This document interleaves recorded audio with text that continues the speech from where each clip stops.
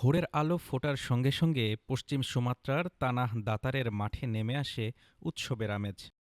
কাদামাখা ধানের জমি আজ আর কাজের জায়গা নয়, এটি পরিণত হয়েছে আনন্দ, ঐতিহ্য আর প্রতিযোগিতার মঞ্চে। ধান কাটার মৌসুম শেষ, আর সেই আনন্দ ভাগ করে নিতেই গ্রামবাসীর আয়োজন পাকুজাভি। মাঠের একপাশে ব্যস্ত কৃষকরা, কেউ গরুর পিঠে হাত বুলিয়ে দিচ্ছেন, কেউ শিং পরিষ্কার করছেন, কারো চোখে উত্তেজনা, কারো চোখে গর্ব। কারণ আজ শুধু দৌড় নয়, আজ নিজেদের লালিত পালিত গবাদি পশুকে তুলে ধরার দিন। জোড়ায় জোড়ায় গরু আর বলদ মাঠে নামানো হয়, পেছনে দাঁড়িয়ে থাকেন জকিরা।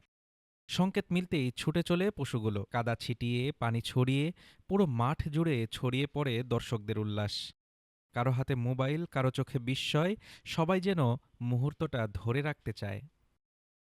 এই দৌড়ে নেই কোনো ট্রফি, নেই কোনো প্রথম বা দ্বিতীয় স্থান।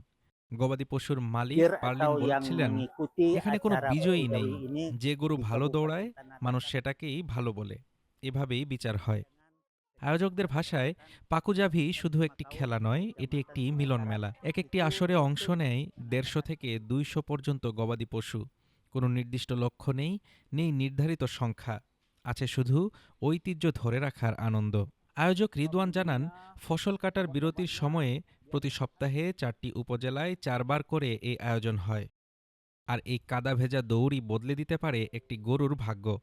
ভালো দৌড়ানো কোনো পশুর দাম বেড়ে যেতে পারে ২ থেকে ৩ গুণ পর্যন্ত। ধান কাটার পর মাঠে যখন নীরবতা নামার কথা, তখনই পাকুজাভি ফিরিয়ে আনে প্রাণের স্পন্দন। প্রজন্ম থেকে প্রজন্মে বয়ে চলা এই ঐতিহ্য আজও জানান দেয়, উৎসব মানেই মানুষের সঙ্গে প্রকৃতি আর পরিশ্রমের আনন্দ ভাগ করে নেওয়া। Desk report, Dhaka today.